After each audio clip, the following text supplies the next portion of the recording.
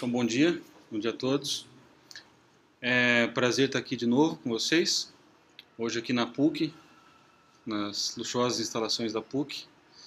E vamos começar, vamos dar uma continuação, na verdade, da palestra, da minha última palestra, que foi sobre a arte da guerra política, com o David Horowitz, onde a gente viu os 5 princípios da guerra política. E lá no meio da conversa eu citei, alguém me perguntou, poxa, mas e se esses princípios da guerra política do David Horowitz caírem nas mãos erradas, né? E as pessoas se tornarem demagogas? E lá eu mencionei, não, mas isso já caiu, já faz bastante tempo. E o nome do cara que fez isso se chama Saul Alinsky, né? Então, depois o PP veio me mandar uma mensagem, falou, olha, você não quer... O pessoal ficou instigado ali pelo Saul Alinsky, você não quer falar um pouquinho sobre ele, né? E, então estamos aqui hoje. O Saul Alinsky,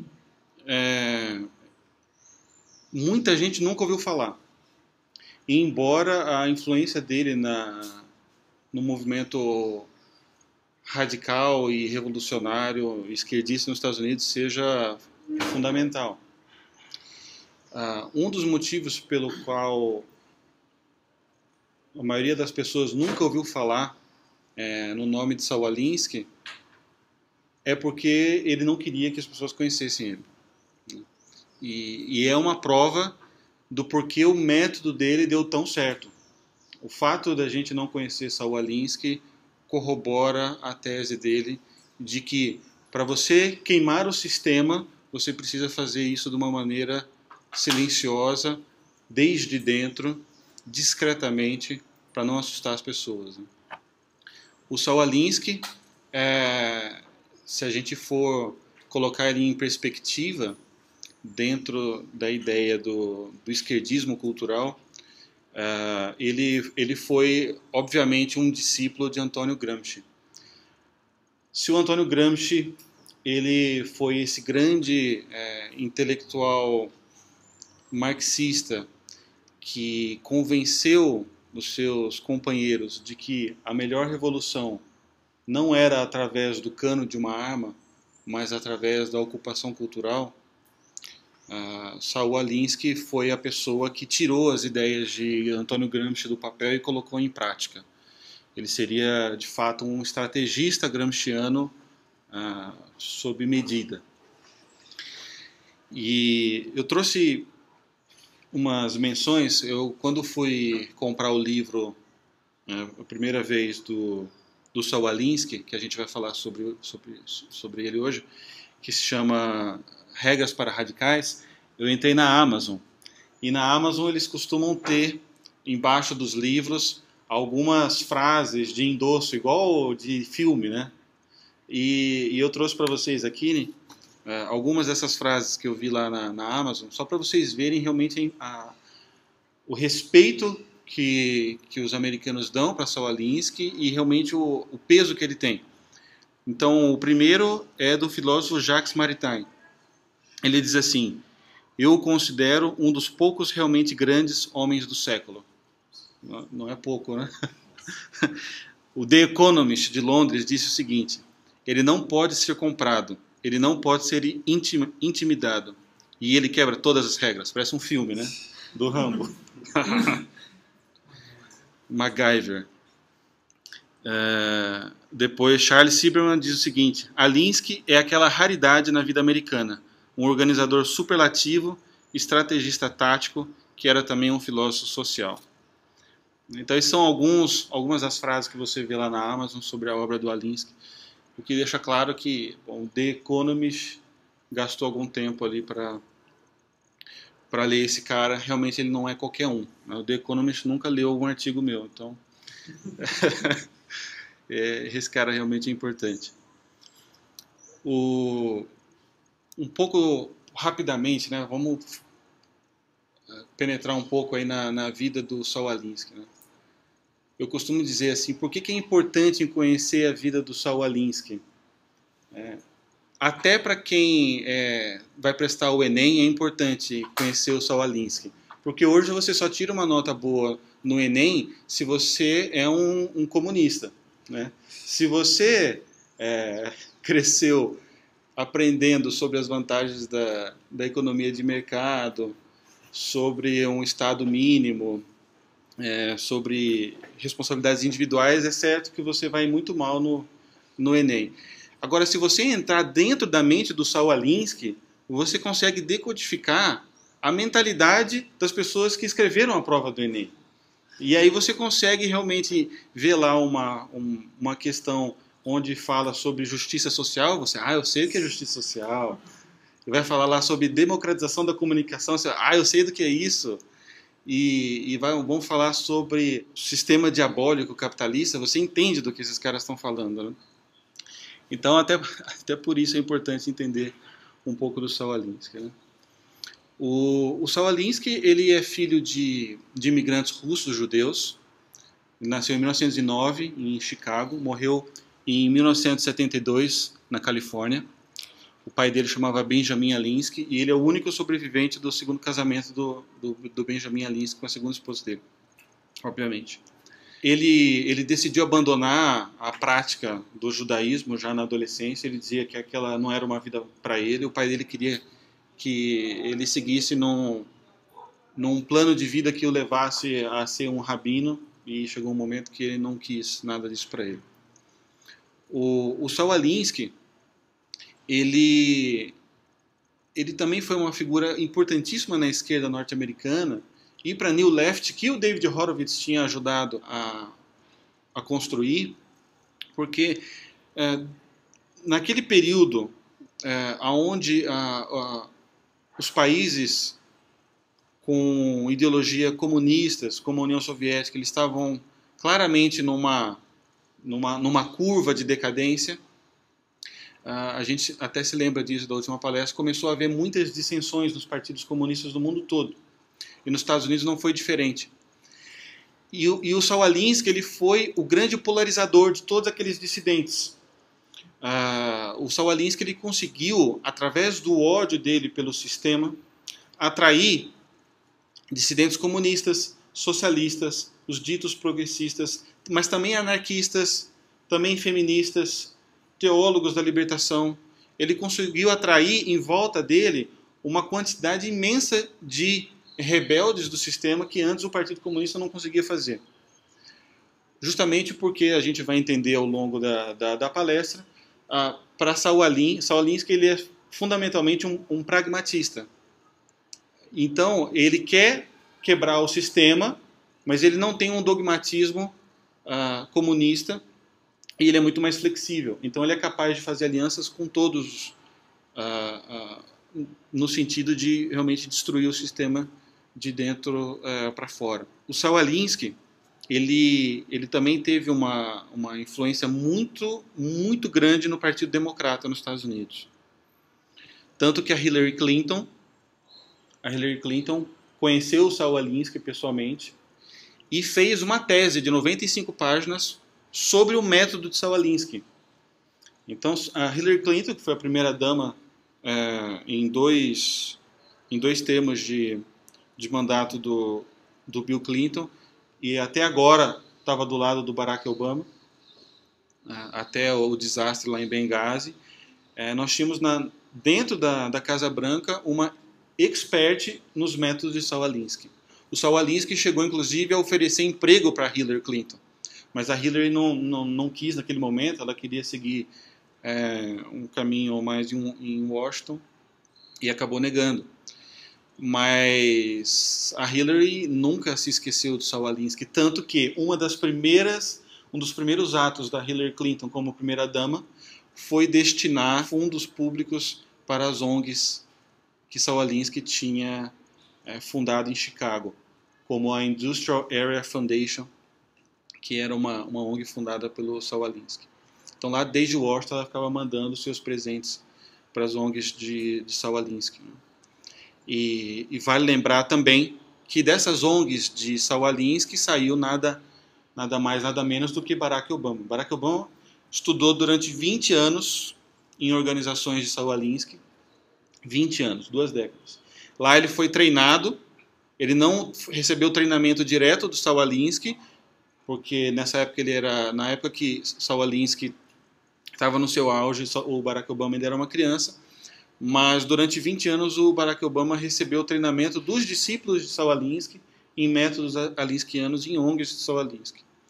E depois, antes de ser nomeado como senador pelo Partido Democrata, o Barack Obama também foi advogado de defesa de uma ONG fundada em métodos de Saul Alinsky durante 4 anos, uma ONG chamada Acorn, que a gente vai falar depois um pouquinho sobre ele. Ainda um pouco sobre o início da carreira de Saul Alinsky, para vocês entenderem. E isso é fundamental para a gente entender não só a mente de Saul Alinsky, mas também com uma mentalidade revolucionária. Na década de 30, Saul Alinsky ele se apresentava como sociólogo, e lá ele foi apresentado para a gangue de Al Capone, durante a década de 30, na época da Lei Seca.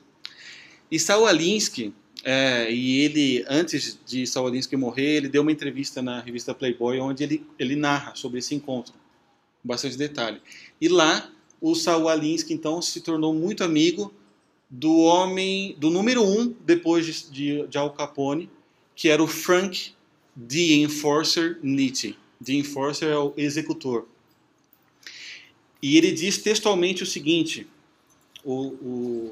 sobre Frank Nitti. Ele diz o seguinte: Nitti me levou debaixo de suas asas. Eu o chamava de professor e me tornei seu estudante. Então, ele ficou durante 2 anos estudando tudo que ele podia sobre a máfia de Al Capone. Ele ficou 2 anos tendo Frank Nitti como seu professor. E nesse período, ele conseguiu absorver todas as táticas da máfia para se tornar uma organização poderosa, praticamente sem comparação até os dias de hoje. Para vocês terem uma ideia, convertido em valores atuais, a gangue de Al Capone chegou a faturar $1 bilhão. E mesmo quando a bebida voltou a se tornar legalizada nos Estados Unidos, eles continuaram um grande império lá. Se tornaram um império da prostituição, do jogo, enfim. Isso também, Saul Alinsky, ele conseguiu ver de perto a aproximação de Al Capone com Hollywood. A gente vai falar um pouquinho disso depois. E o Frank Nitti, ele chegou a ser o número 1 quando Al Capone quando ele foi preso por sonegação de imposto, né?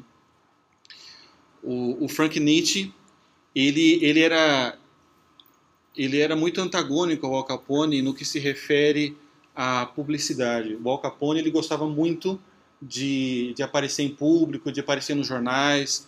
Ele era um fanfarrão, se pudesse resumir.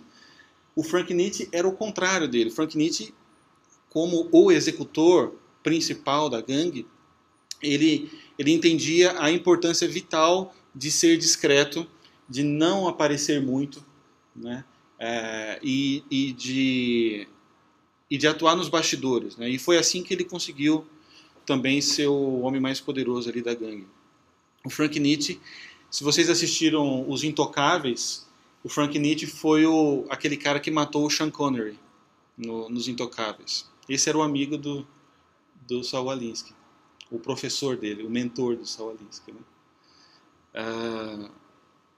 O Frank Nitti, ele era claustrofóbico, ele soube que ele ia ser preso e aí ele se matou com alguns tiros na cabeça e foi encontrado morto pela polícia. Só que as lições que Saul Alinsky aprendeu de Frank Nitti vão nortear a vida toda dele e depois, obviamente, vão gerar efeitos até os dias de hoje na política, né? Algumas pessoas podem perguntar assim, poxa, mas onde é que fica a consciência de Saul Alinsky em se envolver tanto com a máfia, né?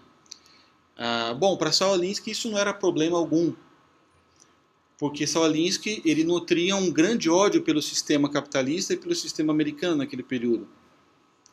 Então, de certa maneira, era quase como estar associado a um ladrão que rouba ladrão. Um ladrão que rouba ladrão tem 70 anos de perdão. Então, para Saul Alinsky, qual era o problema de estar se associado a um criminoso? Nenhum. Porque esse criminoso, de alguma maneira, atingia os mesmos objetivos que ele. que era fundamentalmente desestabilizar o sistema. E isso, para nós, é algo muito importante. Não é à toa, não é um dado aleatório que a ascensão do esquerdismo radical na política leva junto consigo um aumento da criminalidade. Existe uma grande associação, existe uma grande proximidade entre a criminalidade e o pensamento revolucionário. E não é raro nós vermos uma inversão nesse sentido. Hoje em dia mesmo, aqui em São Paulo, uma certa glorificação de bandidos e uma criminalização do cidadão honesto. Né? A gente está vendo agora lá em Brasília verdadeiras romarias para José Genuíno, para o Genuíno e para José Dirceu, né? São santos praticamente. Por quê? Por causa dessa mentalidade. Tudo bem, eles roubaram, mas era um roubo em vista de um futuro brilhante que revogaria o sistema perverso que nós vivemos. Então esses caras são santos, na verdade, na mentalidade deles. Né? E essa é uma frase importante de Saul Alinsky. Saul Alinsky dizia que o sistema que nós vivíamos era um sistema que valia a pena queimar. Né? Isso é importante que a gente tenha em mente. Né? É um verdadeiro ódio pela ordem social como nós a conhecemos. Qual que era a grande diferença entre Saul Alinsky e os revolucionários da época dele? Era muito mais uma diferença metodológica. Não era uma diferença ideológica.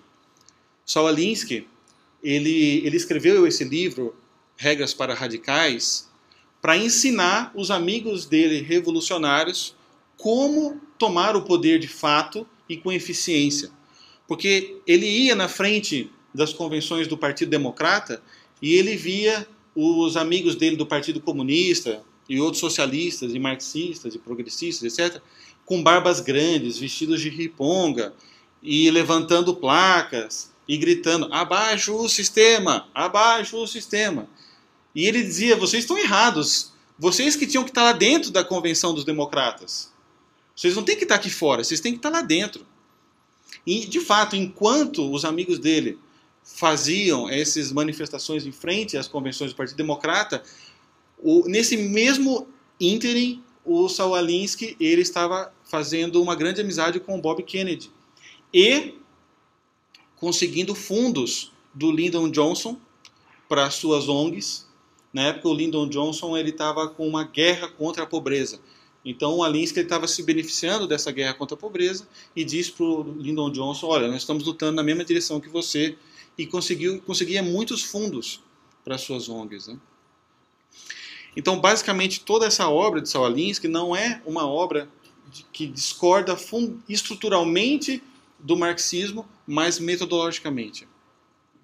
Quais são os grandes feitos de Saul Alinsky nesse sentido? Saul Alinsky, no ano em que ele morreu, ele tinha fundado pessoalmente 44 ONGs. E nós vamos ver que, no método de Saul Alinsky, as ONGs são o coração da estruturação do poder. A gente vai ver isso mais adiante. Para vocês terem uma ideia, uma das ONGs, fundadas em premissas alinskinianas, chamada Midwest Academy, só essa ONG ela formou 40 mil ativistas revolucionários só nos Estados Unidos. Só uma ONG fez isso. Então, eu diria também que conhecer o Saul Alinsky é perder a ingenuidade política. Isso é muito importante. Saber com quem realmente a gente está lidando. Quais são as 3 premissas básicas de Saul Alinsky? Primeira, a desinformação. Depois, o niilismo político. E terceiro, a destruição do oponente. O que é a desinformação? É basicamente o seguinte: se você disser ao teu público os objetivos finais do seu projeto político, eles não vão te apoiar. Então você não conta. Tá? Isso me lembra, inclusive, uma passagem muito simpática de Santa Teresa d'Ávila, onde Santa Teresa ela brigava com Nosso Senhor, dizendo que se ela soubesse que ela tinha vocação para ser carmelita. Para reformar o Carmelo, ela jamais teria se tornado carmelita, né? Então é mais ou menos isso aqui. Isso é verdade. Muitas vezes é importante realmente você ter uma fase de grande envolvimento emocional com a sua noiva, né, para que isso de alguma maneira segue um pouco o futuro casamento lá depois dos 20, 30 anos, porque se você souber realmente as dificuldades do casamento depois de 30, 40 anos, você não vai querer casar nunca, né? Então, olha, isso é muito humano também, sabe? E isso é importante dizer porque é próprio dos bandidos, é próprio de pessoas que são muito boas em extorsão, é muito próprio de batedores de carteira o realismo sobre as reações humanas. Um bom batedor de carteira é uma pessoa que se especializou muito tempo em reparar como o ser humano reage em determinadas situações. Uma pessoa que dá golpes na rua, esse cara é muito especialista e muito realista nas reações humanas. Outro dia, inclusive, na Santa Amaro ali já que vai para a internet, eu já vou avisar. Ali na Santa Amaro com a água espraiada, tem um cara muito bom, que ele todo dia lá pelas 8 da noite, ele chega com camisa, penteadinho, com sapato, e ele bate assim na porta dos carros, fala assim, e ele levanta a mão e mostra uma chave de um carro. Fala, oi, nossa, meu carro foi assaltado, isso aqui você tem R$6, R$6. E as pessoas vão dando. E como eu sempre vejo esse cara lá, essa semana eu falei para ele, o cara chegou para... Todo mundo estava fechando a porta para esse cara, fechando o vidro, e eu abri. Eu queria conversar com ele. Aí ele chegou para mim, eu abri a janela. Você tem R$6, a minha chave aqui. Aí eu falei assim, eu já caí no seu golpe, viu? E você devia ter vergonha na cara. Aí o cara assim, pois não, muito obrigado. E saiu e foi para outro carro e continuou. E eu fui olhando pelo retrovisor, ele fazendo a fila dele de carro, tá nem aí. Então... essas são pessoas muito boas em ver como o ser humano reage. E Saul Alinsky, ele via os amigos dele, comunistas, falhando, porque eles diziam o seguinte, abaixa o sistema, nós queremos uma sociedade mais justa, fraterna, soviética. E ele dizia, isso é um erro. Você nunca pode contar para as pessoas o objetivo final das suas ações, porque elas têm medo. As pessoas têm medo de grandes mudanças. Então a desinformação é fundamental para uma pessoa que quer colocar o sistema abaixo. Porque senão as pessoas vão fugir de você. Conte para as pessoas somente o necessário para elas te ajudarem. E aqui a gente tem também a questão da linguagem, né? A linguagem é fundamental para esse pessoal. Então você nunca vai falar de um governo comunista, mas você vai falar de um governo igualitário. Você nunca vai falar de aumento de imposto, mas você vai falar de justiça social. Você nunca vai falar de censura, você vai falar de democratização na comunicação. Por quê? Justamente por isso. Tá? Depois, a premissa do niilismo político. Para Saul Alinsky, não existe a ética dos meios bons aliado a fins bons, que criam um ato moralmente bom. Para Saul Alinsky, isso é uma invenção daqueles que detêm o poder para frear aqueles que não têm o poder de tomar o poder deles. Né? Então, para Saul Alinsky, todos os meios para a tomada de poder são lícitos e são justificados a priori. Né? Por isso ele é um niilista político. Né? Tudo vale, tudo serve, desde que avance a causa revolucionária. E depois a destruição dos oponentes. Um dos grandes heróis de Saul Alinsky era Lenin.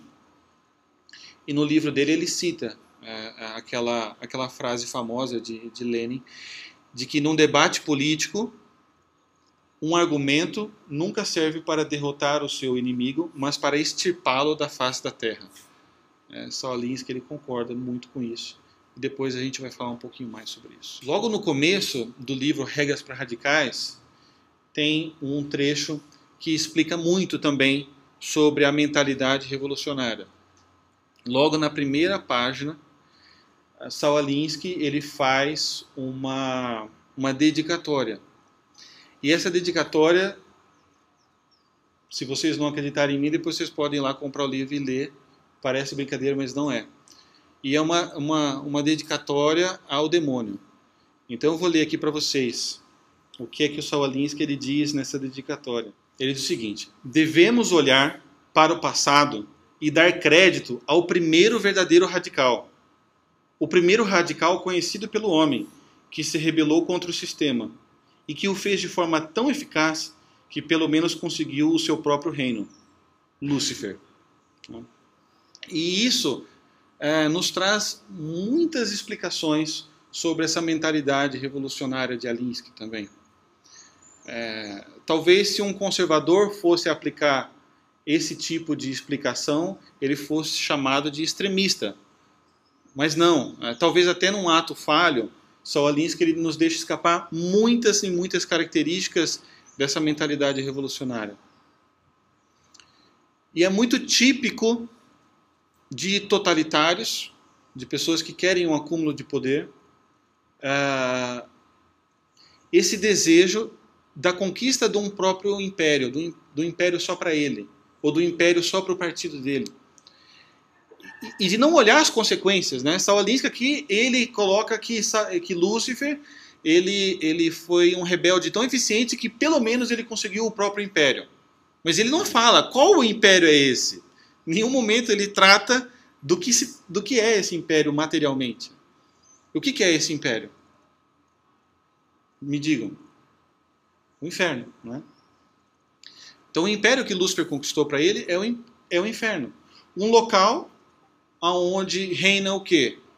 O caos, onde reina o sofrimento, onde reina o desespero, onde o vício é a única ordem e a escravização também.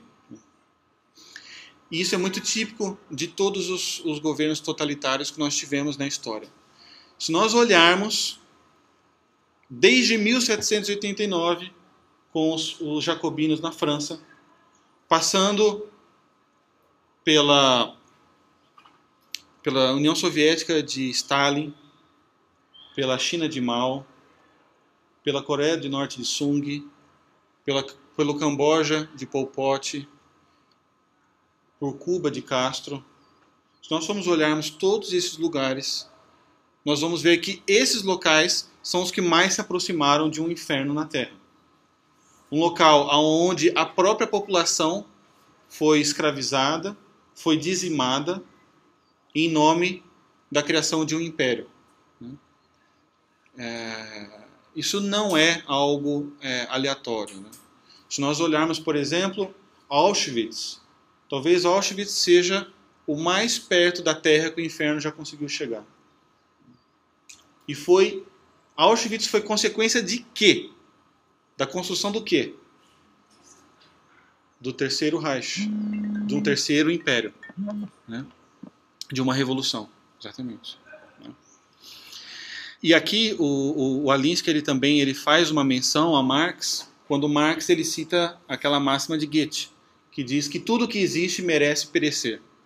Então nós vamos ver realmente que no coração dessa mentalidade revolucionária está o quê? Um profundo ódio ao sistema como ele existe e o desejo de construção de um império, mesmo que esse império se torne depois um inferno, não importa o que será desse império. Outro dia eu estava dando uma olhada numa entrevista na Folha de São Paulo com um dos líderes dos Black Blocs aqui em São Paulo, e o repórter dizia assim, mas afinal de contas, vocês estão lutando para quê? E ele dizia, nós não sabemos exatamente pelo que nós estamos lutando, mas nós sabemos que vai ser algo muito incrível e brilhante. Isso, quando Lula dizia que o tipo de socialismo que o PT queria para o Brasil, ele ainda não sabia exatamente qual seria, também tem muito a ver com isso. Essas pessoas elas não sabem o que elas querem. Inclusive, o nome da tese de Hillary Clinton sobre Saul Alinsky tem o nome Existe apenas a luta, There is only the fight. Então, é um pragmatismo político focado basicamente na luta política e na destruição do sistema e pronto. O que vai ser depois que nós construirmos esse império, nós não sabemos. Né? E aqui fica até a pergunta, né? Se você cria uma massa de seguidores e você os treina para serem especialistas em mentir, em trapacear, em roubar, em fraudar, como é que depois que você tomar o poder, você vai fazer com que essas pessoas, a partir dali, se transformem fundamentalmente em pessoas caridosas, igualitárias, respeitosas? Você vai baixar um decreto? Né? Isso nos lembra também, ainda um pouco falando sobre Lúcifer, daquela da tentação inicial da serpente para Adão e Eva. Qual que foi? O que a serpente suspirou? Vocês se lembram? Será como Deus. Vocês serão como deuses, né? Então Lúcifer diz o seguinte: vamos nos rebelar contra o sistema, porque se vocês se rebelarem contra o sistema, vocês serão como deuses. E aí a Eva mordeu lá a maçã. Tem um padre amigo meu que ele diz o seguinte, que a serpente, vejam como a serpente ela era muito realista também, né? Então Adão saiu para trabalhar, na época não tinha celular, nem internet, nem Facebook, e a Eva não tinha ninguém para conversar. E mulher gosta muito de conversar, né? Então a serpente foi lá, foi bater um papo com a Eva, estava lá querendo conversar, fazia tempo, não tinha ninguém, né? Mas brincadeiras à parte, nós vemos assim essa tentação fundamental do ser humano de ser como um Deus. E quais são as 3 características de Deus? A onipotência, a onipresença e a onisciência. Isso nós vemos. O Estado totalitário, ele tem como desejo último se apropriar dessas 3 características. Olha só esse escândalo das espionagens aí do Barack Obama. Isso é um desejo ou não de onisciência total sobre tudo que as pessoas estão dizendo, escrevendo e falando, né? O pacto social que nossos antepassados fizeram lá atrás com o Estado, para que o Estado os protegesse, empoderou o Estado, materialmente falando, num nível que hoje, os Estados eles têm a hegemonia da violência num nível nunca pensado na história da humanidade, né? Que é a onipotência de destruição. E depois a onipresença, né? A onipresença, por exemplo, na Europa ela é muito clara. Você vai no meio do mato, na Espanha, achando, bom, aqui não tem presença do Estado.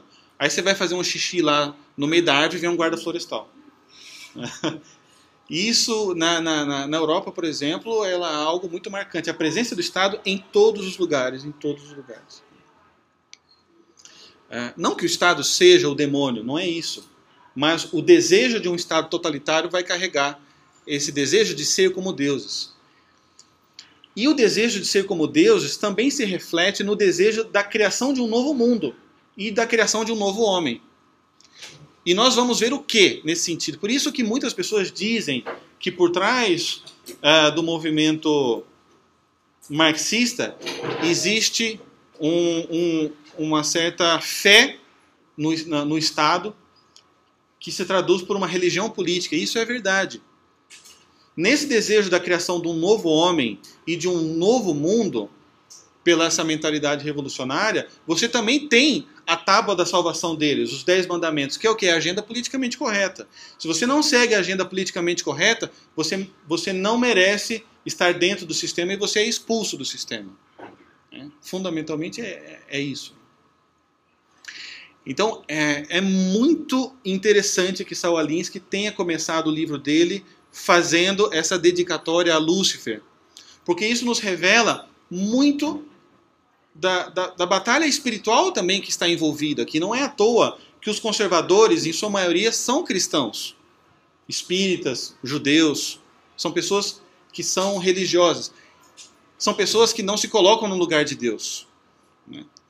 E os líderes totalitários, eles sempre vão se colocar no lugar de Deus. Então, continuando um pouco aqui sobre o livro, a gente só está só na primeira página do Saul Alinsky, né? Vocês devem estar desesperados, né? Mas eu prometo que eu vou acelerar aqui. Então, como eu dizia, o Saul Alinsky ele escreveu esse livro para ensinar uma metodologia de tomada de poder para os seus amigos revolucionários. Então, o livro todo dele vai ser, basicamente, um chacoalhão nos liberais, nos progressistas, até anarquistas, de como eles devem se organizar para a tomada de poder.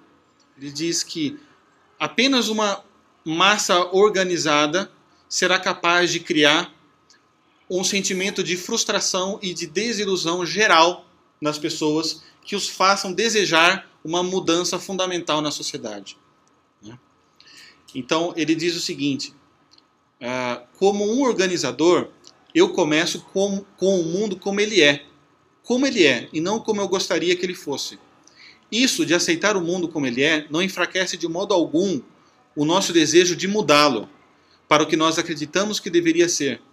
É necessário começar aonde o mundo está, se nós vamos mudar o sistema para o que nós achamos que deve ser. É isso que significa trabalhar o sistema. Então, Saul Alinsky, ele é um realista político. Ao contrário dos seus amigos dos anos 30, dos anos 60, ele não vai enxergar o mundo como ele gostaria que o mundo fosse, mas ele vai enxergar o mundo como ele é. E para Saul Alinsky, o mundo como ele é um mundo de corrupção, ele é um mundo de violência, é um mundo maquiavélico. Então ele vai começar no mundo dessa maneira. É claro que isso é uma meia-verdade da realidade, mas é aí que ele se apodera. E é interessante porque no speech da Michelle Obama, quando o Obama foi eleito presidente, ela disse o seguinte, ela disse, quando ela conheceu o Barack Obama, ela viu o Barack Obama discursando, que é o que ele faz realmente, a única coisa que ele sabe fazer. E ela viu o Barack Obama discursando e ela disse o seguinte, and Barack stood up that day and he spoke words that have stayed with me ever since. He talked about the world as it is and the world as it should be. Né? Essas frases não são do Barack Obama, essas frases são do livro do Saul Alinsky. São as palavras do Saul Alinsky. Nós não devemos olhar o mundo como ele deveria ser, mas o mundo como ele é. E então nós vamos fazer o mundo como ele deveria ser.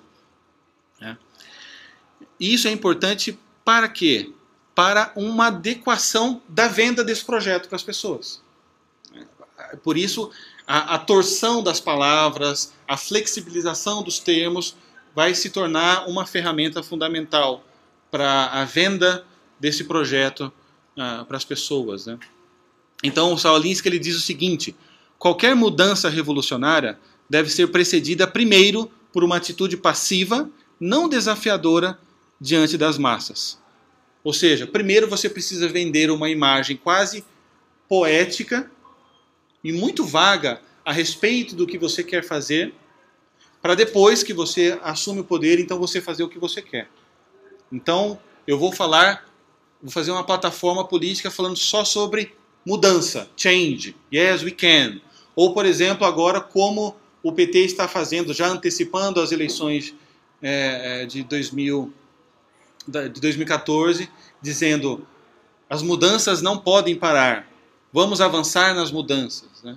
Então é um termo muito vago, muito genérico, mas isso prepara as pessoas para um sentimento de que realmente é preciso mudanças, né, na sociedade. Então eu vou endossar pessoas que estão dizendo isso. E isso também, o ministro Barroso outro dia fez uma sabatina também, onde ele disse isso, que toda a tese dele para defender a legalização do aborto em caso de bebês anencefálicos era a mesma para o aborto irrestrito e total até os 9 meses de gestação. Ele admitiu isso. Então, qual que é o método Saul Alinsky aqui nesse sentido? Desse efeito homeopático das palavras. Você começa com casos...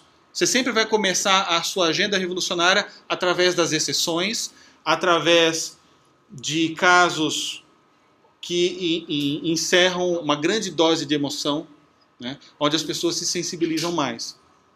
E aí, uma vez que você abre as portas para aquela mudança, aí você não para mais. Tá? Uma pequena consideração aqui sobre essa questão da linguagem é que Saul Alinsky, ele divide o mundo...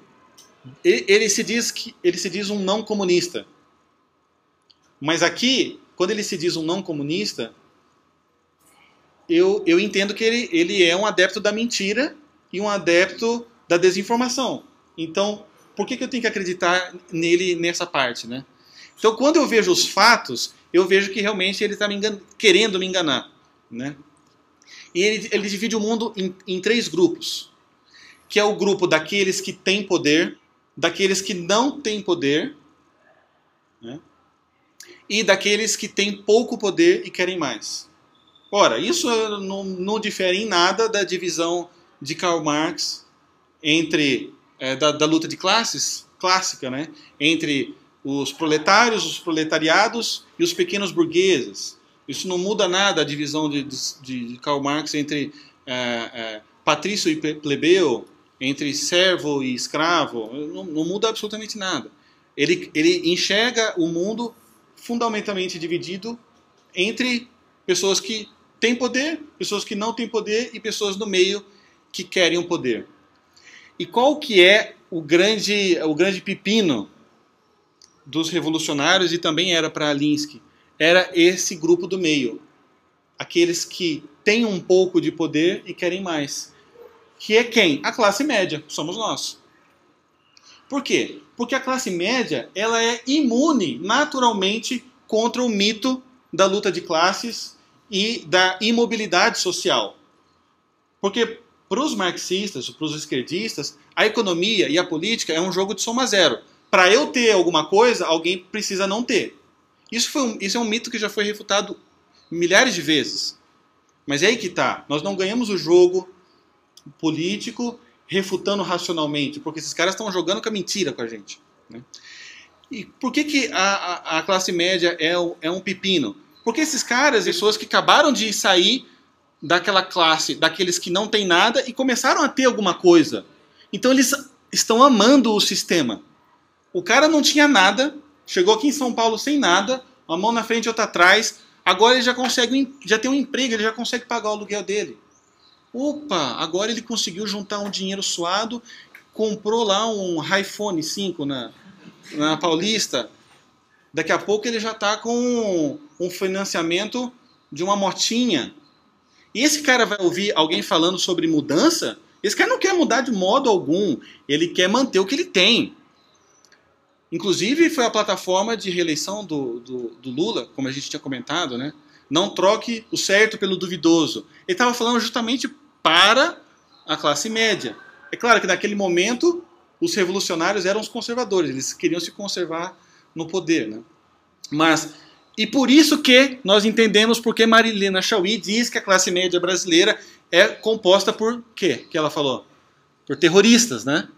A classe média brasileira é uma classe formada por terroristas, por ignorantes, por racistas, fascistas, homofóbicos. Por quê? Porque a classe média para eles é um pepino. Eles não acreditam na luta de classe.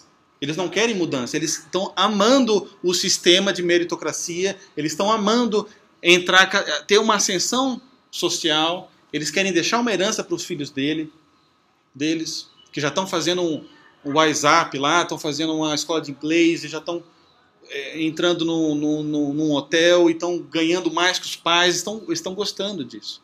Então eles não querem revolução. Então por isso o Saul Alinsky ele vai dizer da importância de você tratar bem do seu discurso, da sua palavra, da maneira como você, no fundo, cria uma nova língua, né?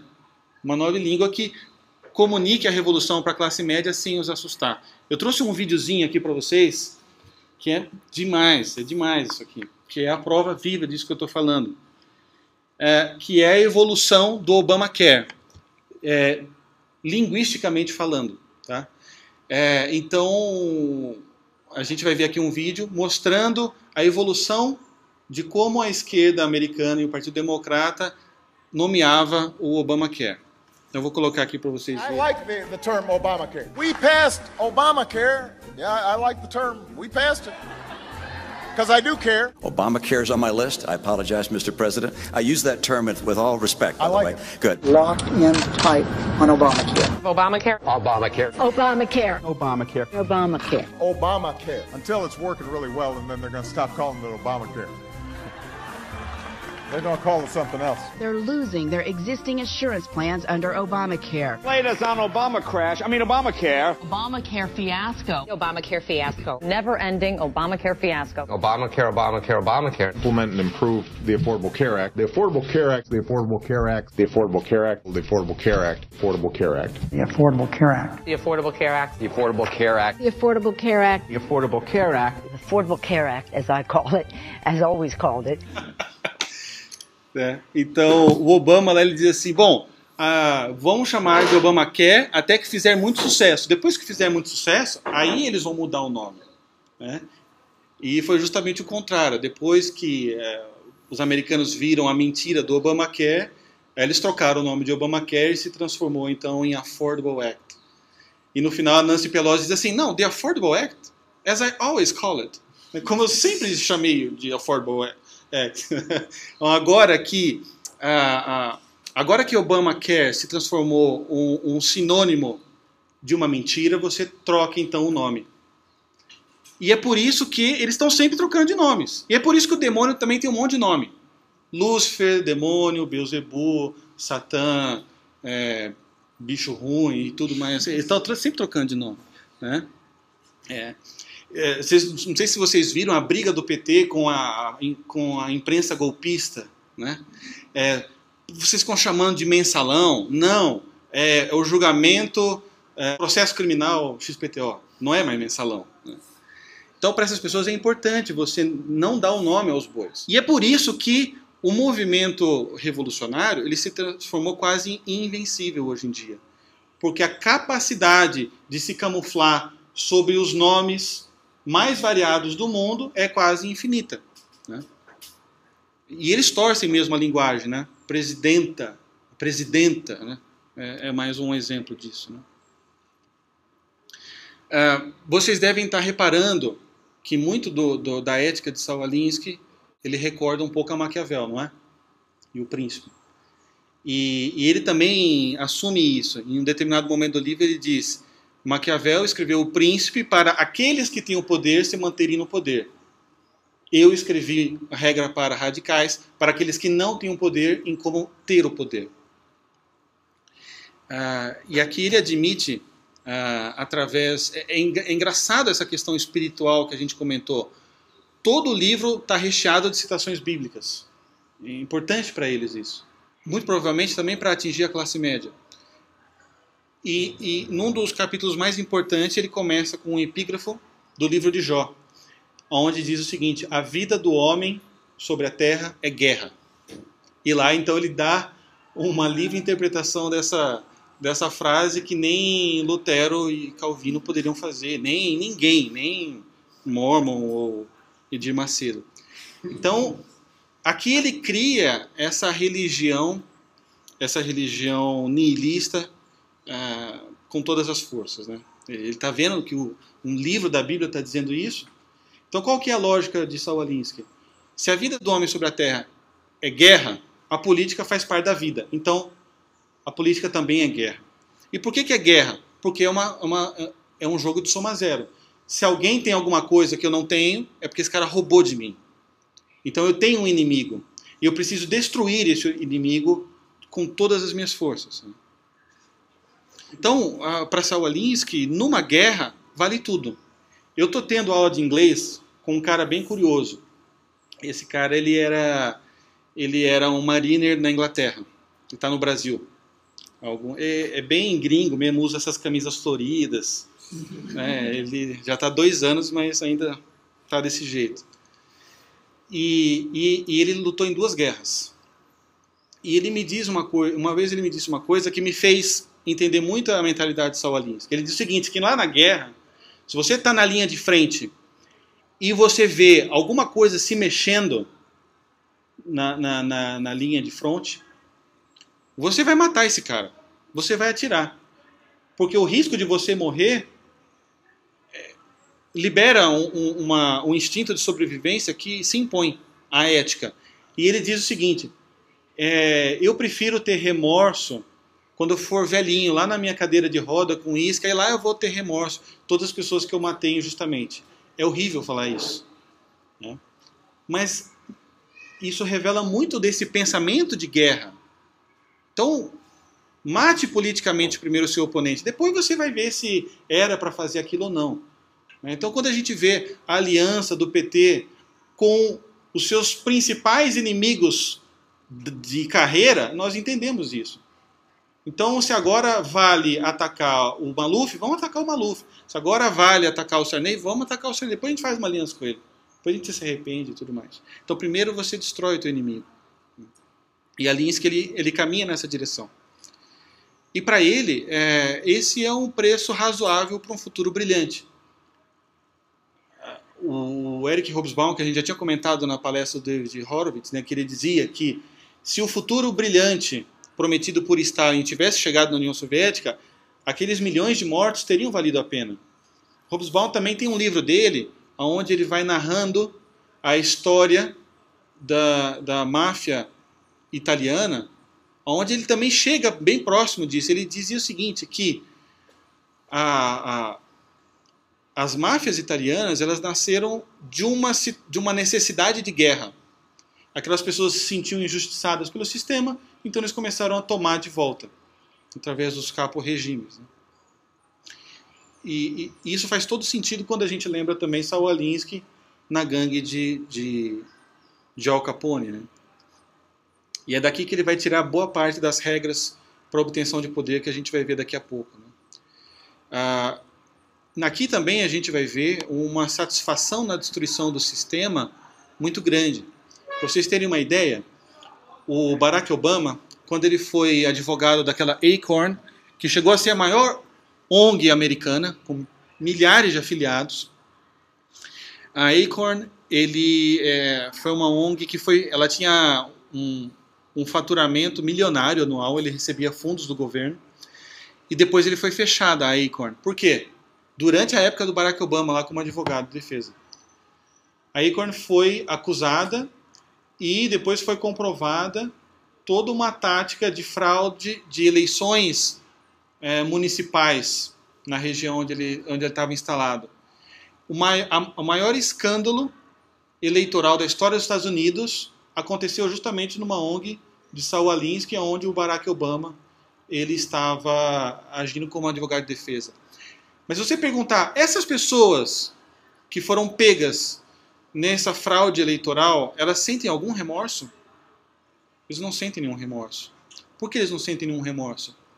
Assim como nós vemos agora, por exemplo, as moções de defesa do PT pelos mensaleiros, existe um orgulho, uma satisfação na criminalidade dessas pessoas. Por quê? Porque para eles estão fraudando um sistema que já é uma grande fraude.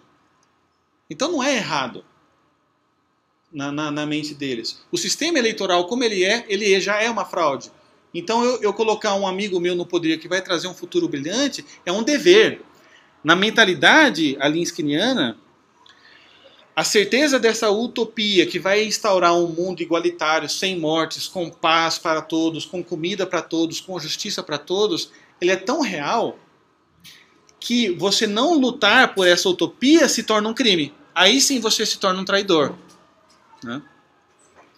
Tanto que a gente vê, por exemplo, como o Pisolato ele foi fritado pelos outros mensaleiros, porque ele foi uma das pessoas que admitiu lá o desvio de verba e ele foi deixado completamente de escanteio. Né? Depois conseguiu fugir para a Itália. E foi considerado quase um traidor. Mas isso tem muito a ver, porque eles demonstram, o Partido Democrata, os partidos de bandeira vermelha, todos eles demonstram ser um partido comum, um partido que está aqui participando do processo democrático, querendo o rodiziamento de poderes e querendo oposição. Mas é isso que eles precisam falar, porque eles são nihilistas políticos fundamentalmente. Eles odeiam o sistema. Então é isso que eles precisam dizer. E no fundo, se você, de alguma maneira, se você depois acaba se entregando ou denunciando um amigo seu, você vai se tornar um traidor de causa. Um traidor desse futuro brilhante. Né? Por quê? Porque isso é guerra. E numa guerra vale tudo. E numa guerra, a traição é um crime capital. Um exemplo muito claro disso aconteceu na Universidade de Tulane, nos Estados Unidos. Na época, isso foi em 1971, o George Bush pai era o representante dos Estados Unidos nas Nações Unidas. E ele foi convidado para a Universidade de Tulane para dar uma palestra lá, numa sessão de palestras com figuras públicas.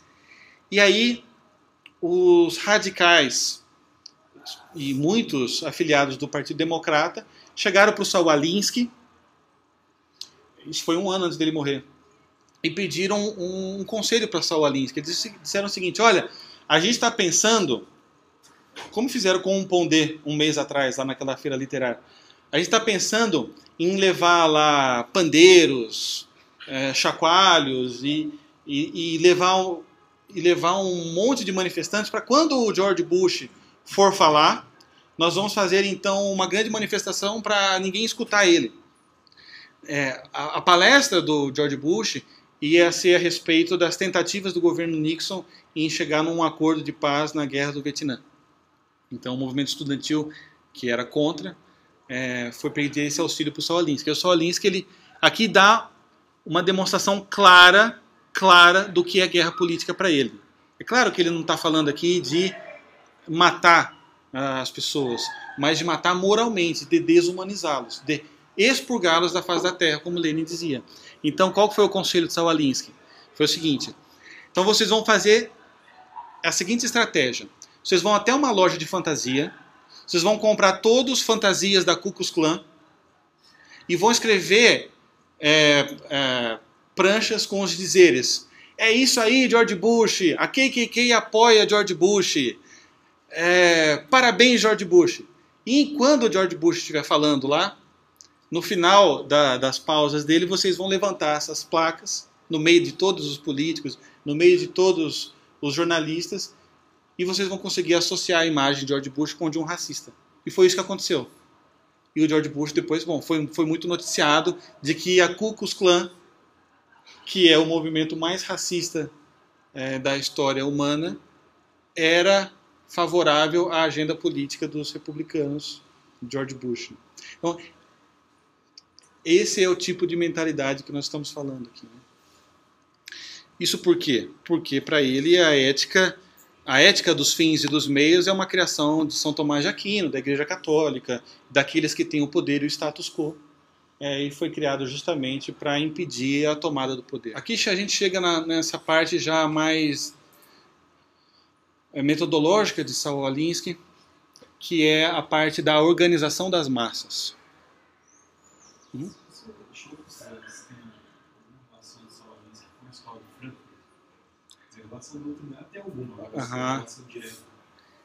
Eu não sei se tem alguma ligação direta com a escola de Frankfurt, mas é muito possível que tenha. Porque nos livros de Saul Alinsky ele vai citando um monte de heróis para ele, e todos esses heróis se cruzam. Então ele considera Fidel Castro um campeão da liberdade, ele cita muito Lenin. Eu não me recordo de lembrar alguma citação dele da escola de Frankfurt, mas é possível. Na verdade, para mim, um eixo comum é Antônio Gramsci, com certeza. Né? Antônio Gramsci, com certeza. Aqui tem vários, né? Ouvi dizer, não sei. Um deles que é o PT, né? É um rapaz bem baixinho, assim. E aí bom nome. Que é o que você nunca percebe. Na manifestação ele está sempre escondido em algum lugar lá atrás, aqui ele está fazendo um negócio. E ele ele sempre posta no Facebook umas frases do Walter Benjamin. Daí que vem muito isso, que o Walter Benjamin escreve assim, né, com esses símbolos religiosos. Aí a frase dele, slogan, eles ganharam a eleição aqui agora, e a frase slogan deles é uma espécie de poema que o Walter Benjamin escreveu, que ele fala do mundo pegando fogo, né, o anjo do progresso olha para trás, uma coisa bem doida, assim. E parece muito com uma... Bom, isso eles aplicam nos princípios do Saul, mas talvez seja até anterior, né? Quando a gente vê os jacobinos entrando na Catedral de Notre Dame e colocando lá uma estátua da deusa da razão, a gente vê muito já desse elemento espiritual na Revolução, né? Então, mas é bem possível que tenha alguma conexão, sim, né? Então, uma frase fundamental no método de tomada de poder de Saul Alinsky é o seguinte: mudança vem do poder e poder vem da organização. Para agir, as pessoas precisam se juntar. Então ele deixa um pouco mais claro isso. Poder é a razão de ser de uma organização. Quando as pessoas entram em acordo sobre certas ideias religiosas e querem o poder para propagar a sua fé, eles se organizam e chamam isso de igreja. Quando as pessoas entram em acordo em certas ideias políticas e querem o poder para colocá-las em prática, eles se organizam e chamam isso de um partido. Então, para Saul Alinsky, esperar uma mudança revolucionária no sistema através da inércia é simplesmente um wishful thinking. Nunca vai acontecer nada. Se você está esperando porque você é otimista e você leu O Segredo, então você acredita no poder da atração e eu vou atrair tudo de bom para o Brasil, eu vou mandar boas vibes, e nada vai acontecer. A única maneira de você transformar uma sociedade é através da organização das pessoas. E é por isso que ele fundou 44 ONGs durante a vida dele. E por isso que as ONGs dele formaram outros fundadores de ONGs na casa dos milhares de pessoas pelo mundo todo. Isso para quê? Justamente porque ele viu que isso era a maneira como a democracia estava mais vulnerável para as transformações radicais. E se nós formos ver, isso também tem muito a ver com os ensinamentos dele na gangue de Al Capone. Por que Al Capone chegou a faturar $1 bilhão? Porque era uma organização. E era uma organização, e aqui está uma diferença também importantíssima das organizações fundadas nesses princípios de Alinsky, que é a motivação. Usualmente, para Saul Alinsky, organizações elas acabam sumindo da história porque elas eram motivadas a partir de ideais. Para Saul Alinsky, que viu uma organização dando tão certo para o mal, para o crime, que era a gangue de Al Capone, ele entendeu que a única motivação possível é o autointeresse. Que vantagem Maria leva? Então, numa gangue, qual que é a vantagem de um soldado? Ele tem acesso a poder financeiro imediato. Mata aquela pessoa e você ganha dinheiro. Rouba aquele banco e você ganha dinheiro. Então, o autointeresse está muito presente.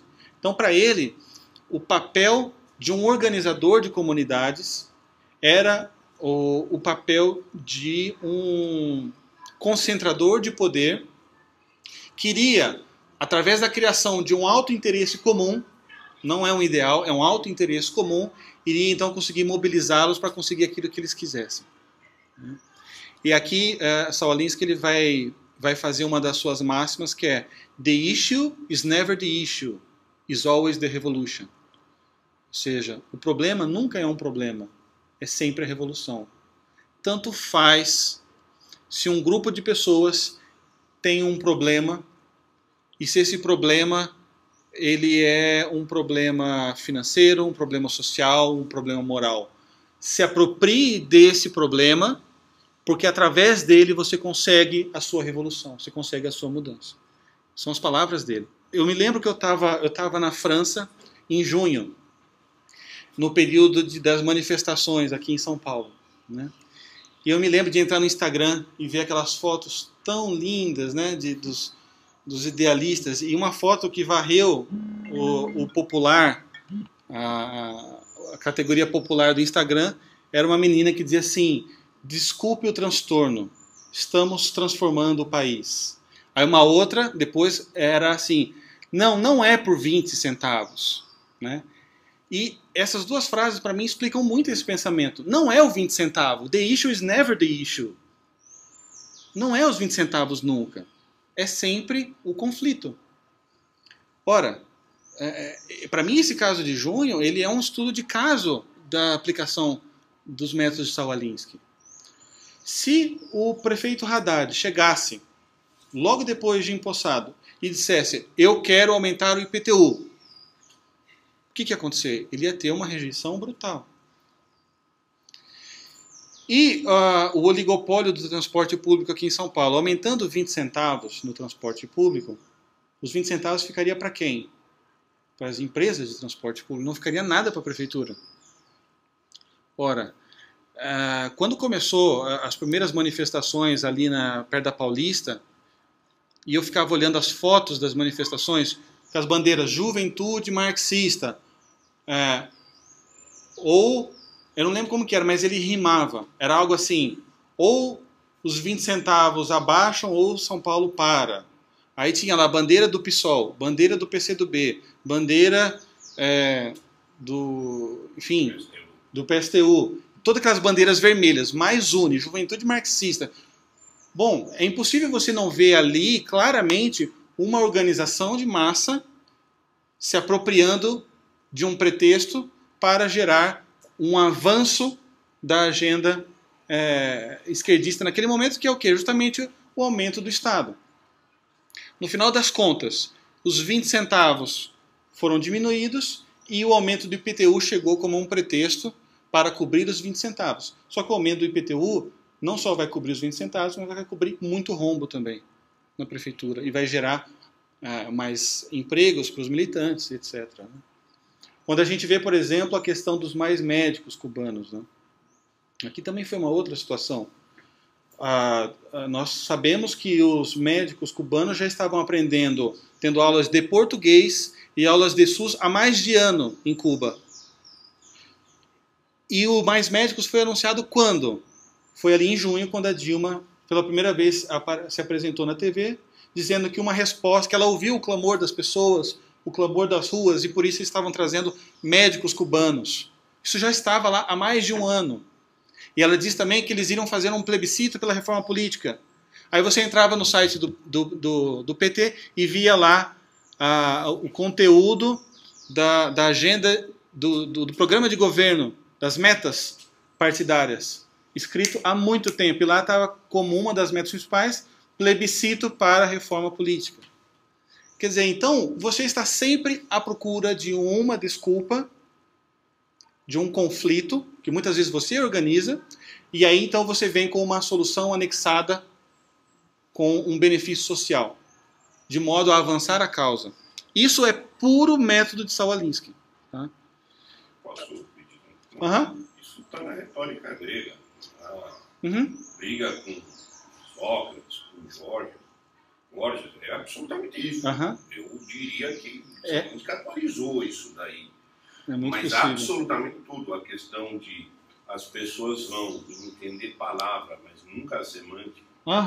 Isso está denunciado há muito tempo. Sim. Talvez não tivesse lá no horizonte dos gregos escrito como um guideline para você ser assim, mas o fundamento disso, the issue is never the issue.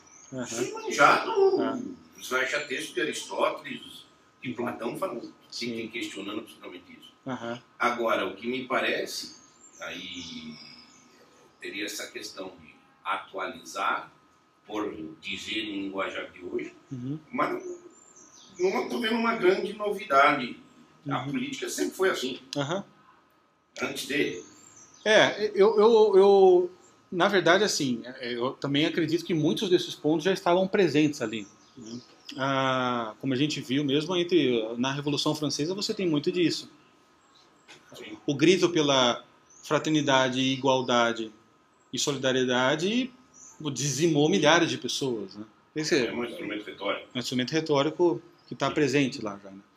Mas nos Estados Unidos você teve uma mudança drástica. O Partido Democrata Republicano não era tão diferente assim. Bom, a gente está celebrando agora 50 anos da morte do Kennedy, né? O Kennedy foi um grande estadista. E o Kennedy não comungava dessas ideias. E estava no Partido Democrata. Então a gente vê realmente, assim, ali houve um break-even, ali teve uma divisão de águas muito grande. E você teve eu acho que a contextualização de todo esse mundo, de todas essas estratégias, para um movimento dirigido à tomada de poder, ele acabou ganhando ganhando um fôlego completamente novo, né? E depois ele foi ser usado também para para ocupação de postos nas universidades, na imprensa, em toda a cultura. Havia um grande valor da mentoria específica dele naquele contexto. Isso, sem dúvida. Mas como um fluxo teórico. Não, ele não é um inventor. Um cara que se gaba da mentira e da trapaça, porque ele não vai estar se apropriando de outras ideias, né? Não tem. Mas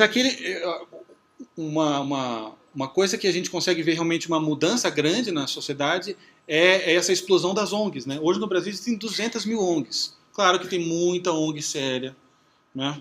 Você tem hospitais filantrópicos, você tem, enfim, uma série de lares de caridade, mas você também tem uma explosão de ONGs que são de cunho fundamentalmente político e que existem para a criação de lobby na Câmara, né? Se a gente vê, por exemplo, as grandes mudanças desde 1960 no mundo vieram com o endosso dessas organizações. Então, o caso o Roe vs. Wade, por exemplo, teve um grande papel ali as fundações Rockefeller, MacArthur e Ford nos Estados Unidos. Já caminhando para os finalmente, né? Uma parte do livro, o Saul Alinsky, ele vai falar sobre a ética dos meios dos fins. Eu vou ler aqui rapidamente para vocês. São regras para essas organizações. Então, uma vez que você... vai ter uma desapropriação de terra aqui numa favela. Então, vai até lá, organize essas pessoas e ensine a eles o conflito e essa ausência de ética para a conquista do poder. Então, por exemplo, para ele diz o seguinte: na guerra, o fim justifica quase qualquer meio.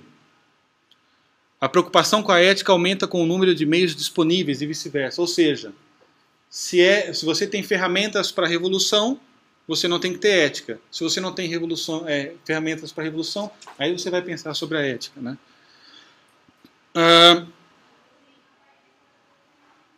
A moralidade dos meios dependem do quanto os meios estejam empregados em um momento da derrota iminente ou vitória iminente. Outra parte importante, a regra número 10 dele: você deve fazer o que puder com o que tiver em mãos e adorná-lo com tons morais. Isso é maquiavelismo puro, né? E aqui ele cita, inclusive, nessa parte, ele cita um trecho de Lenin. Lenin diz o seguinte: os capitalistas vão nos vender a corda que nós vamos usar para enforcá-los. E ele cita também, por exemplo, a tática de Gandhi, né? Então, Gandhi também, ele segundo Alinsky, ele se adornou de uma áurea pacifista porque a Índia, naquele momento, estava completamente desarmada. Nas guerras seguintes, a Índia já tinha as armas e então não teve pacifismo nenhum, né? Então, quais são as suas armas disponíveis? Aqui que faz parte daquele realismo. Eu vejo o mundo como ele é. Então, por exemplo, o Genuíno e o Dirceu vão ser presos, não tem jeito. Mas como eu posso adornar isso de tons morais? Eles são heróis. Eles são vítimas. Eu vou capitalizar em cima de qualquer situação. Então, isso é interessante também nas manifestações de junho. Começaram com grupos esquerdistas. Depois a classe média foi até as ruas, começou a rasgar bandeiras vermelhas, começou a queimar bandeiras vermelhas e começou a nomear os políticos no poder. Qual que foi a ação, então, de catraca livre, de black blocs e afins? Nós estamos saindo das manifestações porque está ficando muito violenta. Né? Aí depois que a classe média voltou para casa, eles voltaram para as ruas. Né? Então, olha, não interessa a situação, você vai adornar de tons morais. Né?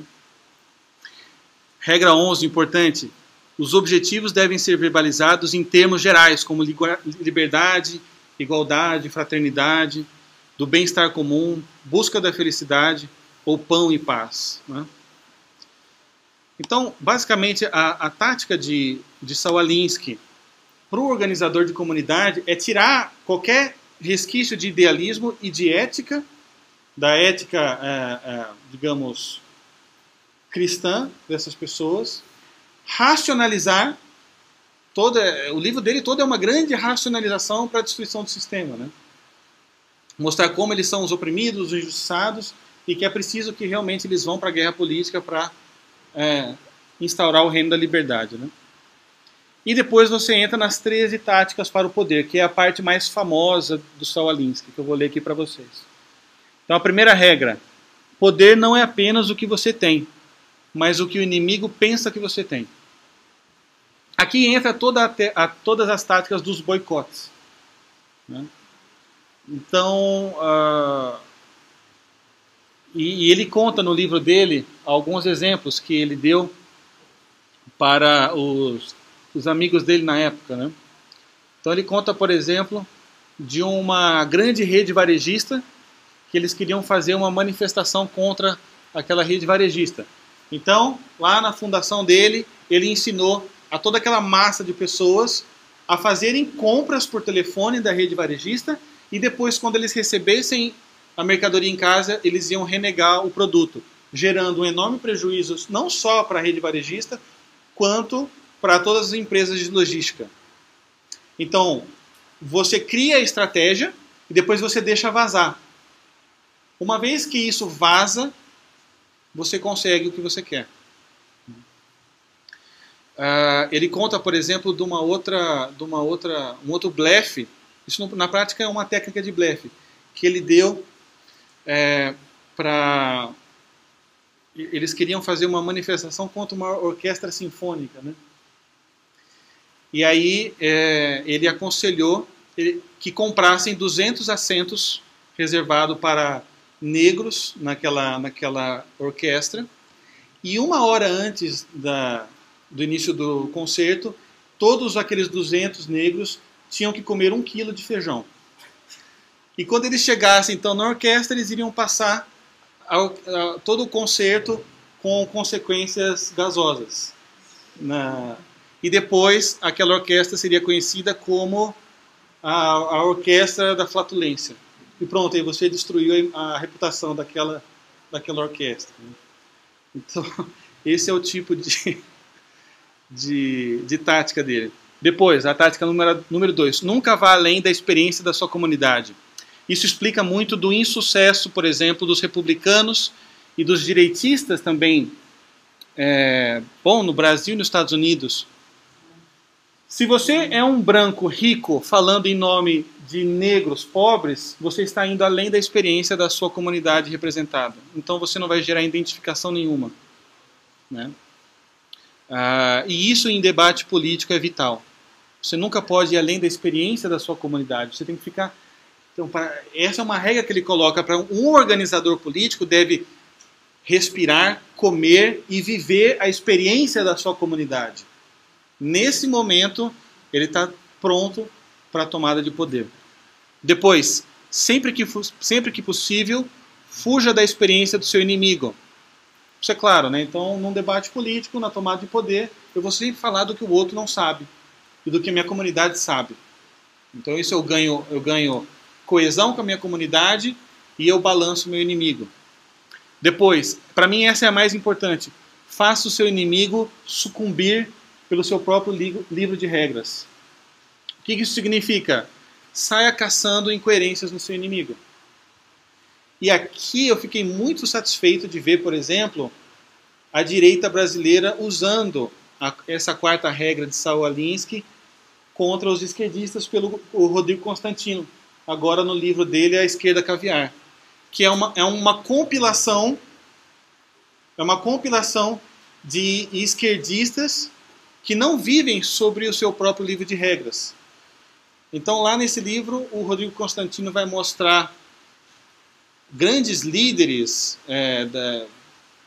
da mentalidade revolucionária, vitimista nos Estados Unidos, como a Oprah, por exemplo, que é uma das mulheres mais ricas dos Estados Unidos e que distrata todos os seus funcionários. E, no entanto, ela fez a vida em talk shows, onde ela está lá sempre consolando as minorias, os pobres e as vítimas, né? Então isso é um exemplo claro de fazer o seu inimigo perecer sobre o seu próprio livro de regras. Uma vez eu vi uma entrevista do Michael Moore, por exemplo. Michael Moore gritando contra o capitalismo. Aí o jornalista pergunta assim, tá, mas você está aí falando para queimar o capitalismo, o que você tem de alternativa? Aí ele diz, olha, Jesus Cristo foi socialista, eu acho que cristianismo é ser socialista. Aí você digita no Google, Michael Moore's House, aí você vê lá uma mansão faraônica, né? Então socialismo com o dinheiro dos outros, tudo bem, né? Então essa é a quarta regra de Saul Alinsky. Muitas dessas regras deveriam ser usadas pelos conservadores. Quinto, o ridículo é a arma mais poderosa do ser humano. Ridicularize o seu inimigo. Essa também, desde 1789, vem sendo usada muito bem. Contra católicos, por exemplo. Né? Então a gente vê muitas vezes católicos e conservadores tendo muito medo de se expor em público com medo do ridículo. Com medo de ser chamado de misógino, sexista, homofóbico, obscurantista, o que for. Esses rótulos são criados sob medida para neutralizar o inimigo. Isso é uma coisa que o Olavo de Carvalho fala muito, né? Uma vez que você perde o medo de ser ridicularizado, você tira a principal arma do seu inimigo na batalha política. Por exemplo, no Facebook tem alguns exemplos bons agora, surgindo. Tem uma página que chama Passando um Trotsky. Vocês já viram? Passando um Trotsky tem lá 70 mil seguidores e é basicamente a tática da ridicularização usada contra comunistas. Né? Tem um outro que é o General Gatinho Comunista, onde o General Gatinho Comunista faz lá vários apelos contra os cães opressores. Né? Então ele fala sobre a guerra entre gatos e cachorros. Tem lá uns posts bem divertidos mostrando eles cachorros presos, e aí tem uns títulos assim, justiça social e tal. É a tática da ridicularização. Tem um outro muito legal que chama Comunista de Rolex. Essa página também é bem divertida, mostra o fascínio dos líderes comunistas por Rolex, né? Tem um outro que é o meu professor de história mentiu para mim. Enfim, tem vários, muito bons, que trabalham bastante isso. Né? Eles trabalham tanto a ridicularização contra a regra anterior, como a regra anterior. Depois, uma outra tática que nos faz entender muitas coisas é a tática 7, que diz o seguinte: uma estratégia que se arrasta por muito tempo se torna um obstáculo. Eu me lembro quando eu era criança, no começo, né, estava, sei lá, no primeiro, segundo ano, terceiro, não lembro. E começaram, então, as primeiras transmissões de horário eleitoral, né, na redemocratização do Brasil. E eu me lembro que absolutamente todos os espaços de vereadores e prefeitos de partidos de esquerda era contra o FMI e contra o neoliberalismo. Chegava uma hora que você vai... eu não sei o que é o neoliberalismo e o que é o FMI, mas eu já estou gostando deles, porque esses caras são muito chatos. Então, se você insistir muito tempo numa única estratégia, isso se torna um asco para as pessoas. E aqui Saul Alinsky ele vai trazer um princípio para isso, que é o seguinte: ele diz o seguinte: tenha sempre um novo problema no banco. Né? Então, você precisa realmente ter uma caixa de Pandora recheado de problemas e de questões que vão trazer novidade para o teu processo de tomada de poder. Né? Então, sempre que você vê um ativista, por exemplo, uma pessoa trocando o nome dele no Facebook, botando o sobrenome Guarani Kaiowá, você já sabe que esse cara... ele é a favor disso, daquilo. Sempre vem junto, é tudo em pacote, né? É igual quando você pede batata frita em lugar não muito bom, que você pega uma batata e vem 8, assim, sempre vem em bloco, né? Então, para ele, isso é importante não só para você dar vitalidade para o teu movimento, mas também ele explica a necessidade de você ter muitos e muitas ONGs. Então você tem que ter ONG de tudo, a respeito de todos os assuntos, e essa máquina toda vai depois atuar a seu favor. E vai gerar também um efeito cumulativo na mente das pessoas de que, caramba, o mundo tem tanto problema, né? Eu preciso realmente... eu não vou fazer nada para mudar o mundo, mas também não vou me opor a quem queira mudar. Né? Isso é importante. 8. Oitava tática. Mantenha a pressão com diferentes táticas e ações e utilize todos os eventos do período para o seu propósito. Aqui é um pouco daquilo que a gente já tinha falado das manifestações de junho. Né? Não importa o que aconteça num período, você vai tirar proveito de todos eles. Aí você mente à vontade, faz o que você quiser, coloca adornos morais e pronto. Tática 9, que remete à primeira. A ameaça geralmente é mais aterrorizante do que a coisa em si. Isso é uma coisa que eu acho que conservadores e direita deviam aprender um pouquinho.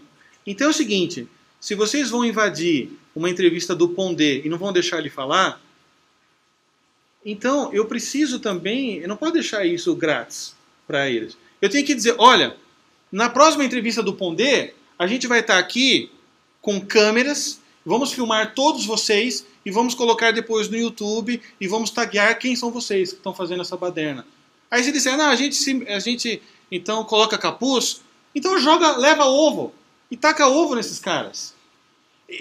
Você tem que ter algum tipo de payback aí. Né? Não é possível simplesmente você ser humilhado e derrotado publicamente o tempo todo. Até porque nós somos maioria. Né? E eles usam muito bem, sabendo que a maioria é composta de cristãos e que cristãos dão o benefício da dúvida, eles usam o benefício da dúvida contra a gente. Né? Então, a 10ª tática. A maior premissa para táticas é o desenvolvimento de operações que irão manter uma pressão constante na oposição. Né? Então, isso significa o seguinte, você vai usar a máquina de rótulos e não vai parar nunca. Se esse cara foi pego mentindo, você vai dizer que ele é mentiroso pro resto da vida. Né? E por aí vai. Você não pode parar a pressão nunca. Depois 11. Se você produzir um efeito excessivamente negativo e profundo no oponente, isso poderá se voltar contra você. Então aqui ele fala da cautela que você também tem que ter, justamente para isso. Daqui a pouco o pessoal está jogando ovo na gente, então calma, né? Não pode ser excessivamente negativo o tempo todo. Depois, 12. O preço de um ataque bem sucedido é uma alternativa construtiva. Então isso é muito simples. Eu estou vendo uma manifestação nas ruas, eu estou vendo, sei lá, uma manifestação na faculdade, eu estou vendo uma manifestação aonde for. Perceba quem tá ganhando vantagem nisso tudo. Então você vai entender quem está por trás. Né? Porque o preço de um ataque bem sucedido é uma alternativa construtiva. E 13, escolha o alvo, congele-o, personalize-o e polarize-o. Justamente isso. Você precisa dar um nome ao teu inimigo. Se você não dá um nome ao teu inimigo, fica tudo muito no ar. Então, para Saul Alinsky é fundamental você realmente ter um alvo. Um alvo, né? Bem definido, para onde o ódio vai ser polarizado e aonde você realmente vai conseguir destruir o teu inimigo. Uma definição difusa. Definição difusa. Exatamente. Então, é basicamente isso. Né? Eu queria terminar aqui a palestra com uma frase do Saul Alinsky, que também nos dá muito entendimento sobre os propósitos das táticas dele, que diz o seguinte: as pessoas devem se sentir tão frustrados, tão derrotados, tão perdidos, tão sem futuro no sistema vigente, que estejam dispostos a abandonar o passado e apostar no futuro. Então é basicamente isso. Então você vai criar organizações de massa, essas organizações de massa vão agir camufladamente dentro do sistema, ocupando o sistema desde dentro. Desde dentro ele cria o caos, e quando o caos estiver instalado, você capitaliza em cima do caos. Por exemplo, quem criou aquelas empresas hipotecárias nos Estados Unidos, a Fannie Mae e a Freddie Mac? Os democratas, que depois implodiu no governo do George Bush filho. Aqui em São Paulo, né, a gente vê isso muito claramente. Então o governo do PT fez toda uma agenda de incentivos fiscais para que todo brasileiro tivesse direito ao seu carrinho. Aí agora vamos fazer uma guerra contra o carro em São Paulo. Né? Há alguns anos atrás, um deputado do PT do Ceará entrou com um projeto em Brasília alegando que existiam cursos de medicina em demasia no Brasil. Não podia ter mais tanto curso de medicina no Brasil. 10 anos depois eles vêm acusando os médicos de não irem para o interior. E como tem pouco médico no Brasil, nós vamos trazer cubanos. Então, aqui que você tem a dialética e a maneira como os revolucionários estão sempre trabalhando com as contradições e as soluções, um em curto prazo e outro em longo prazo. Então você cria o caos, apresenta a solução e avança a tua agenda. Então é isso. Não sei se deu para entender, é meio complicado, mas essa era a ideia. Não sei se alguém quiser fazer alguma pergunta, pode. Eu queria insistir no ponto seguinte: boa parte dessas regras, elas são chocantes para nazistas, inclusive por esse viés. Mas isso tudo tem, 90% disso tem história. 90% disso vai achar regras de retórica, etc. E tem uma questão que me chamou muito a atenção quando eu estudei em retórica grega lá atrás, um recado da briga entre sofistas e filósofos, um recado: nunca defenda o que você quer. Está lá, se não me engano foi Borges ou Sócrates. Você tem que refutar o oposto ao que você queira. O medo do camarada, o medo do indivíduo em aderir a uma agenda construtiva que ele se torna responsável é absurdo. Sim. Ele dá adesão mais ou menos a quem é contra algo, que ele também não sabe muito o que quer. E que se deu errado, era porque era contra, mas não defendia a ideia. Claro. Mas enfim, isso daí vai de uma vez. Dentro de uma perspectiva que eu acho mais triste dessa leitura toda, muito triste, não é alguém catalisar, ordenar isso tudo e colocar como, olha, um guideline de instruções. Mas isso é muito realista, no sentido das vidas individuais são vividas assim. Essa questão, mas é contraditório, o partido propõe isso depois. A vida do ser humano médio é exatamente isso. Absolutamente é perverso. Ele está dizendo o seguinte: os seres, se você trocar esses nomes para lá, fala, olha, os tipos são perversos. Entendeu? Então o ser humano realisticamente vai ser perverso, vai adoçar as perversidades das pessoas. Dentro de um certo sentido, isso é muito triste. Se você verificar tudo isso dentro de perspectivas individuais, segue um script rigorosamente realista. É muito. O que eu vi de uma grande importância aqui, você ponderou, eu não tinha conhecimento do autor, não conhecia do autor, mas me parece assim, muito mais que eu vou aderir, não uma crítica da questão da ideia, mas ele foi um articulista em concreto. E ele foi além, ou esbarrou no limite, ou aumentou o limite, é que você fala, não ir além das experiências. Ele talvez não foi além das experiências, mas ele usou as experiências de frustração, de medo, vocês são medrosos, vocês são isso. Então incite o ódio nas pessoas. Nesse sentido, me parece muito uma crítica para a pessoa. Biografia perversa. Ele é. O Saul Alinsky, ele tem uma entrevista onde ele diz o seguinte: eles me chamam de rebelde desde que chamem, porque eu sou um agitador. E o propósito dele é criar agitadores. Né? Por isso que ele faz uma dedicatória ao primeiro agitador, que foi Lúcifer, a quem ele presta sua homenagem. Saiu um artigo esses dias do Olavo muito bom, onde ele define também um pouco da questão dos estrategistas líderes e da massa de seguidores, onde ele qualifica a liderança, que sempre tem acesso a esse conteúdo, como psicopatas, e os seguidores como histéricos. Os histéricos, eles não sabem o que os psicopatas sabem, mas eles são instigados a agir pela emoção o tempo todo. Então você vai ridicularizar, você vai gritar, você vai chorar, e você vai ensinar todo mundo a entrar em conflito. Por outro lado, os psicopatas, eles são seres humanos normais. Eles pensam, raciocinam, mas eles são isentos de emoção. Eles não têm emoção, eles não têm empatia humana, a mesma, né? Então eles não têm arrependimento nenhum.